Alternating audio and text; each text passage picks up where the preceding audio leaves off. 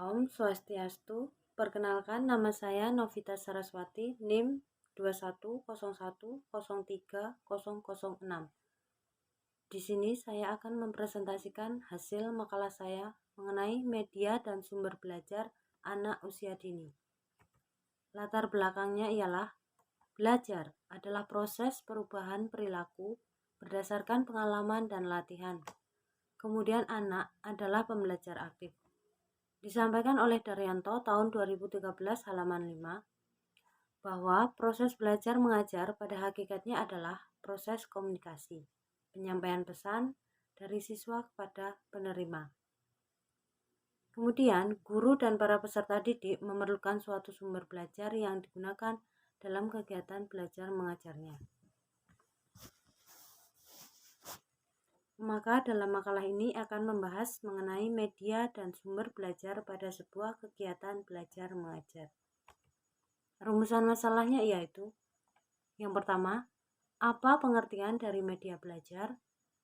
Kedua, apa fungsi dari media belajar? Ketiga, apa saja manfaat dari media belajar? Keempat, apa saja jenis-jenis media belajar? Yang kelima, apa pengertian dari sumber belajar? Dan yang keenam, apa saja jenis-jenis dari sumber belajar?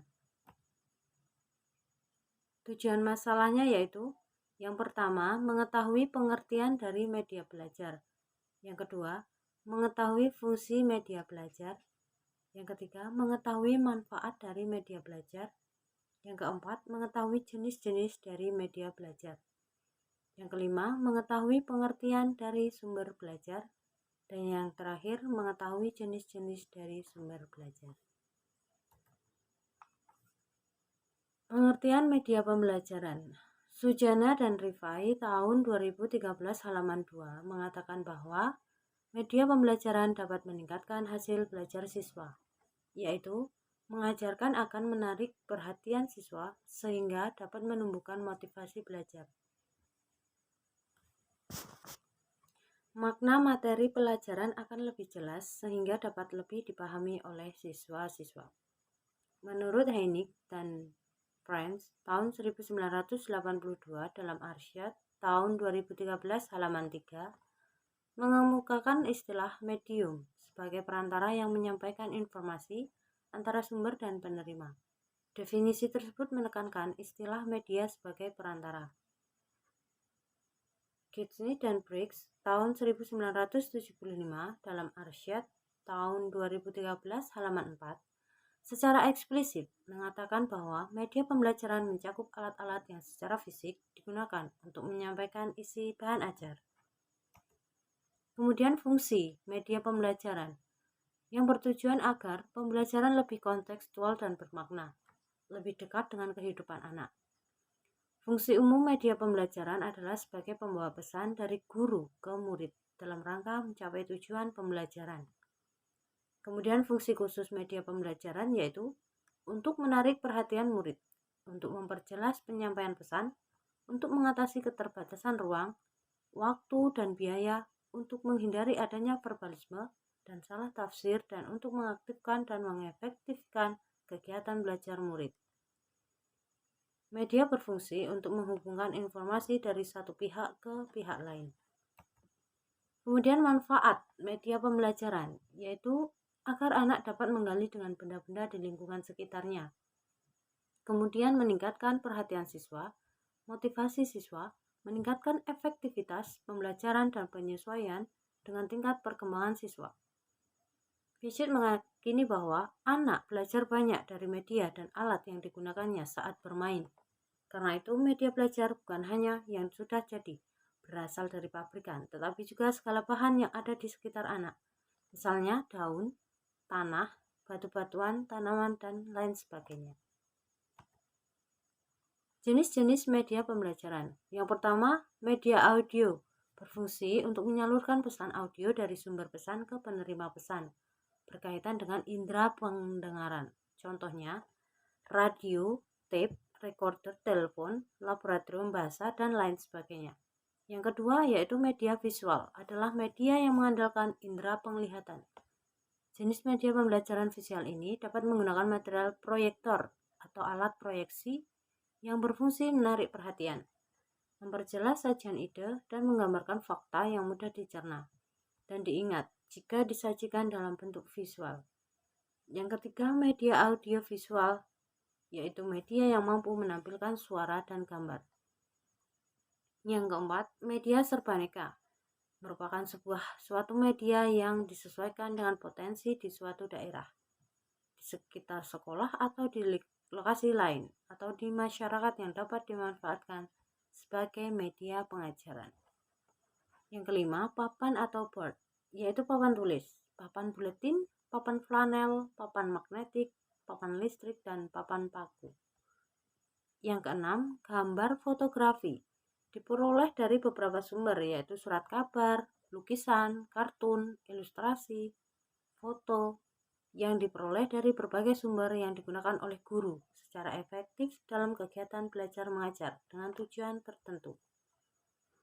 Dan yang terakhir yaitu peta atau globe, adalah sebuah globe yang berfungsi untuk menyajikan data-data lokasi, misalnya keadaan permukaan bumi, daratan, sungai-sungai, gunung, tempat-tempat, serta arah dan jarak. Lanjut, untuk pengertian sumber belajar.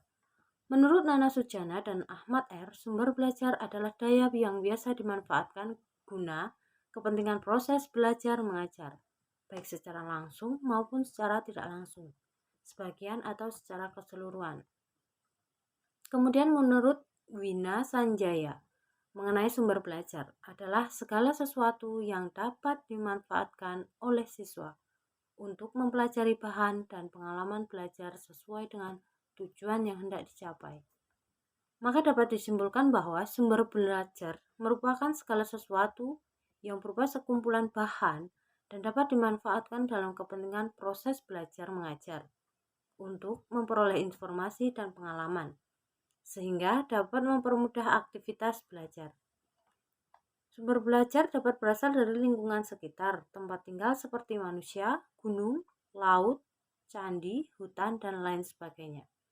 Sedangkan sumber belajar yang sengaja dibuat, contohnya, yaitu buku, video, museum, diorama, laboratorium, dan lain sebagainya. Kemudian jenis-jenis sumber belajar. Yang pertama, jenis-jenis sumber belajar itu adalah pesan, orang, bahan, alat, teknik, latar atau lingkungan. Pesan atau message, yaitu informasi pembelajaran yang akan disampaikan yang dapat berupa ide, fakta, ajaran, nilai, dan data. Kemudian orang atau people adalah manusia yang berperan sebagai pencari, penyimpan, pengolah, dan penyaji pesan. Kemudian bahan adalah perangkat lunak atau software yang mengandung pesan-pesan pembelajaran yang biasanya disajikan melalui peralatan tertentu. Dan ada alat adalah perangkat keras atau hardware yang digunakan untuk menyajikan pesan yang tersimpan dalam bahan. Kemudian teknik merupakan prosedur atau langkah-langkah tertentu yang disiapkan dalam menggunakan bahan, alat, lingkungan, dan orang untuk menyampaikan pesan. Dan yang terakhir yaitu latar atau lingkungan adalah situasi di sekitar terjadinya proses pembelajaran, tempat peserta didik menerima pesan pembelajaran. Jenis-jenis sumber belajar yang dapat dimanfaatkan untuk kegiatan belajar, yaitu pertama manusia sebagai penyalur informasi. Manusia adalah guru dan siswa yang saling menyampaikan informasi dalam bentuk berita, pesan, dan lain sebagainya. Kemudian media berupa software dan hardware atau peralatan. Software berupa bahan informasi, sedang hardware adalah peralatan yang digunakan untuk menyampaikan informasi. Yang terakhir, teknik atau metode merupakan cara yang digunakan untuk menyampaikan informasi atau bahan ajar dalam lingkungan pembelajaran di sekolah. Guru mempunyai tanggung jawab untuk menyusun metode dalam menyampaikan informasi kepada siswa. Kesimpulannya yaitu media pembelajaran adalah sarana atau alat yang digunakan untuk menyampaikan pesan dari pengirim kepada penerima pesan dengan tujuan meningkatkan pemahaman penerima pesan. Dan kemudian sumber belajar atau learning resource adalah semua sumber baik berupa data, orang, dan wujud tertentu yang dapat digunakan oleh peserta didik dalam belajar, baik secara terpisah maupun secara terkombinasi, sehingga mempermudah peserta didik dalam mencapai tujuan belajar atau mencapai kompetensi tertentu. Demikian presentasi dari saya. Ada kurang lebihnya saya mohon maaf. Salam panjali, salam Paramasanti. Santi. Matur nuwun.